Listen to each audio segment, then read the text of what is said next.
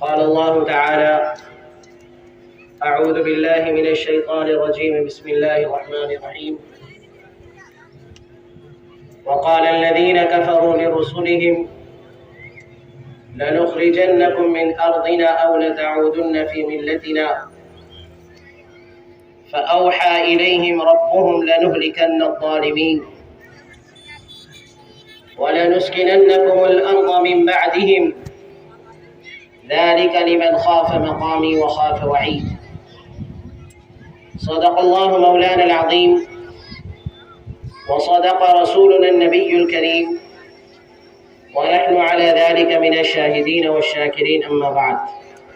انہوں نے جتنا جنگ آزادی کے اندر حصہ لیا ہے اتنا کسی اور قوم اور کسی اور طبقے نے اتنا حصہ نہیں لیا ہے.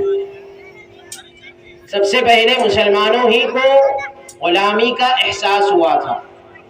آپ کو معلوم ہونا چاہیے، تاریخ کے اوراق آپ پلٹیے، آپ تاریخ کو اگر پڑھیں گے تو آپ حیران ہوں گے کہ جس وقت انگریز اس ملک کے اندر آئے تھے اور انگریزوں نے اس ملک کے اندر اپنے پنجے گاڑے تھے تو اس وقت اس ملک کے اندر اکثر و بیشتر ریاستوں کے اندر مسلمانوں کی حکومتیں تھیں. صرف راجپوت کے کچھ علاقے تھے اور مراٹھواڑہ کے کچھ علاقے تھے. اسی طرح پنجاب کا علاقہ تھا. ان علاقوں کے اندر غیر مسلم برادران وطن کی حکومتیں تھیں. اس کے علاوہ ہندوستان کے اکثر و بیشتر ریاستوں کے اندر مسلمانوں کی حکومتیں تھیں. اور انگریزوں نے اس ملک کو جو چھینا تھا وہ مسلمانوں کے ہاتھوں سے چھینا تھا. جب مسلمانوں کے ہاتھوں سے یہ ملک چھین لیا گیا تو مسلمانوں ہی کو سب سے پہلے غلامی کا احساس ہوا.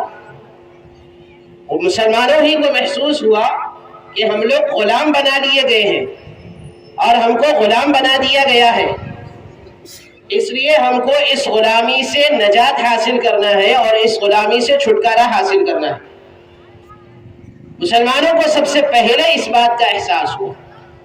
یہی وجہ ہے کہ بنگال کے جو نواب تھے، نواب سراج الدولہ، بہت سارے ہمارے پیشرو مقررین نے ان کا نام لیا ہے اور ان کے کارناموں کو ذکر کیا ہے، لیکن میں آپ کو بتاتا ہوں کہ نواب سراج الدولہ کے جو دادا تھے علی وردی خان، نواب سراج الدولہ کے دادا تھے علی وردی خان، ان کو سب سے پہلے غلامی کا احساس ہوا تھا.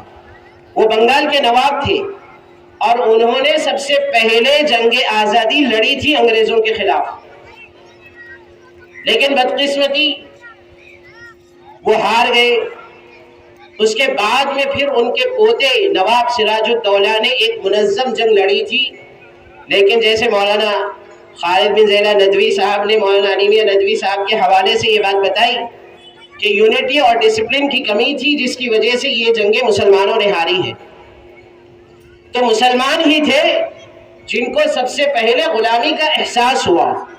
مسلمان ہی تھے جن کو یہ بات محسوس ہوئی کہ اب ہم اس ملک کے اندر غلام بنا لیے گئے ہیں اور ہم کو انگریزوں سے چھٹکارا حاصل کرنا ہے اور انگریزوں کے پنجے اس ملک سے نکال کے پھینکنا ہے.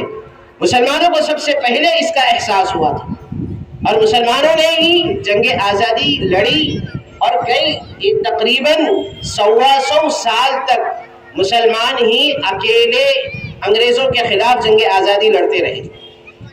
125 سال کے بعد غیر مسلم برادران وطن نے ہندوستان کے مسلمانوں کے ساتھ میں جب گٹھ جوڑ کیا اور مسلمانوں کے ساتھ میں انہوں نے تعلق قائم کیا تو پھر مسلمانوں نے اور غیر مسلموں نے مل کر جب جنگ آزادی لڑی اور مختلف تحریکیں وجود میں آئیں تو یہ ملک 1947 کے اندر آزاد ہوا. میں تاریخ کو دہرانا نہیں چاہتا، تاریخ ہم سب جانتے ہیں اور تاریخ 5 منٹ کے اندر یا 10 منٹ کے اندر سمیٹی نہیں جا سکتی. اسی لیے میں اس پروگرام کو آرگنائز کرنے والوں سے یہ درخواست کرتا ہوں کہ ہم ایک کانفرنس رکھیں جس میں مسلم مجاہدین آزادی کا تفصیلی تذکرہ ہو اور مسلم مجاہدین آزادی کے بارے میں بتایا جائے اور جنگ آزادی کے جو مراحل ہیں اس مراحل کو سارے کے سارے مسلمانوں کے سامنے لائے جائیں